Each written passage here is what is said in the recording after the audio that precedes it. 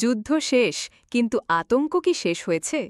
মাত্র কয়েকদিন আগেই যুদ্ধবিরতিতে পৌঁছেছিল ইরান ও ইসরায়েল, কিন্তু ২৮ জুন শনিবার ভোরে আবারও বিস্ফোরণে কেঁপে উঠল তেহরান। ১৩ই জুন শুরু হওয়া ইসরায়েলি হামলায় ১২ দিনব্যাপী তেহরান ও আশপাশে সামরিক, পারমাণবিক ও আবাসিক এলাকায় মিসাইল হামলা চালানো হয়। প্রতি উত্তরে ইরান শুরু করে অপারেশন ট্রু প্রমিস ৩। ২২টি প্রতিশোধমূলক মিসাইল ছোড়া হয় ইসরায়েলি শহরগুলোতে।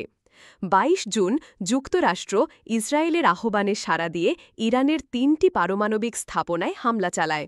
এই উত্তপ্ত যুদ্ধ থামে ২৪ জুন ট্রাম্পের মধ্যস্থতায়।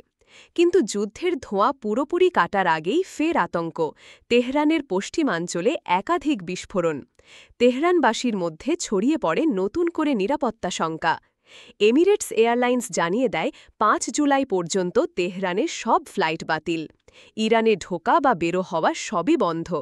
বিশ্লেষকরা বলছেন, এই বিস্ফোরণ হয়তো যুদ্ধের পরবর্তী ধাপের ইঙ্গিত। যুদ্ধ থামলেও অস্থিরতা আর আতঙ্ক যেন এখনও কাটেনি ইরানিদের জীবনে।